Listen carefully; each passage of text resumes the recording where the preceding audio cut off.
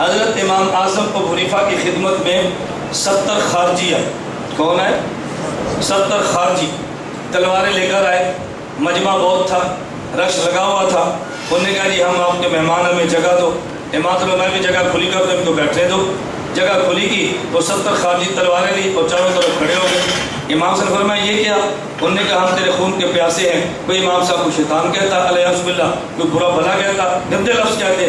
امام صلی اللہ علیہ وسلم نے فرمایا یہ دیکھو تو میرا خون تو کرو، لیکن پہلے مجھ سے بات تو کر لو نا، وجہ کیا ہے؟ انہوں نے کہا ہم تجھ سے مسئلہ پوچھتے ہیں تو غلط مسئلہ بتائے گا تجھے قتل کر دیں گے. امام صلی اللہ علیہ وسلم نے فرمایا چلو تم مجھے مارو مت، میری بات سنو. انہوں نے کہا جی آپ بات شروع کریں. امام صاحب پہلے سمجھاتے رہے کہ خون نہ کرنا چاہیے، عالم کا خون بہانا بہت بڑا ظلم ہے، بہت بڑا گناہ ہے. جب نہیں بات ہے انہوں نے کہا جی ہم نے تو مارنا ہے. امام صلی اللہ علیہ وسلم تکلم علی بسم اللہ، چلو بسم اللہ پڑھ کے بات شروع کریں، بات ختم ہو جائے گی. اگر میرا خون حلال ہے آپ کرتے نا، میں تمہیں روکتا نہیں ہوں. انہوں نے کہا جب یہ بتاؤ یہ مسجد اور مجمع کے باہر ایک بندہ ہے اور ایک عورت ہے اور دونوں کی میت پڑی ہے. ان میں عورت کون سی ہے کہ جس نے زنا کیا تھا، حمل ٹھہر گیا تھا اور اس نے بدنامی کے خوف سے خودکشی کر لی اور گناہ کبیرہ کر لیا. ان کا موقف یہ تھا گناہ کبیرہ کرنے سے بندہ کافر ہو جاتا ہے. انہوں نے کہا کہ یہ عورت پڑی ہے.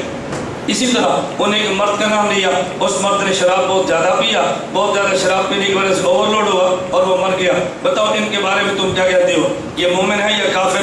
امام صاحب فرمانے لگے یہ مرد اور عورت جو دونوں کی لاش پڑی ہے یہ یہودی ہیں؟ کہا جی نہیں. پوچھا عیسائی ہیں؟ انہوں نے کہا نہیں. کہا مجوسی ہیں؟ کہا جی نہیں. امام صاحب نے کہا یہ کون ہے؟ انہوں نے کہا یہ وہ لوگ ہیں جو کہتے ہیں اشہد ان لا الہ الا اللہ واشہد ان محمد عبدہ ورسولہ. امام صاحب نے فرمایا اشہد ان لا الہ الا اللہ اشہد ان محمد عبدہ ورسولہ کہنا یہ مکمل ایمان ہے یا تھوڑا ہے؟ انہوں نے کہا جی مکمل ایمان ہے. فرمایا جب مکمل ایمان والے ہیں تو پھر میں ان کو کافر کیسے کہوں؟ تم خود تو کہتے ہو مکمل ایمان والے ہیں. اس میں وہ چپ ہو گئے. انہوں نے کہا چلو یہ بات چھوڑیں، اچھا آپ یہ بتائیں اہل جنت ہے اہل جہنم ہے؟ امام فرماتے ہیں میں کون ہوں تو ان کے بارے میں کچھ کہنے والا؟ میں قرآن دیکھتا ہوں. ان سے بڑا جرم کچھ لوگوں نے کیا تھا. حضرت ابراہیم نے فرمایا تھا ابراہیم نے فرمایا اللہ جو میری بات مانے وہ میرا ہے، ومن عصانی فإنک غفور الرحیم، اور جو نافرمانی کرے اللہ تو غفور رحیم ہے، تو معاف کرنا چاہے تو معاف کر سکتا ہے. اور ان سے بڑا جرم ایک قوم نے کیا. عیسیٰ علیہ السلام نے اللہ سے فرمایا ان تعذبہم فإنہم عبادک وإن تغفر لہم فإنک انت العزیز الحکیم. اللہ تو عذاب دے تو دے سکتا ہے اور بخشنا چاہے تو بخش سکتا ہے. اچھا فرمان لگے جب ابراہیم کو رائے قائم نہیں کرتے،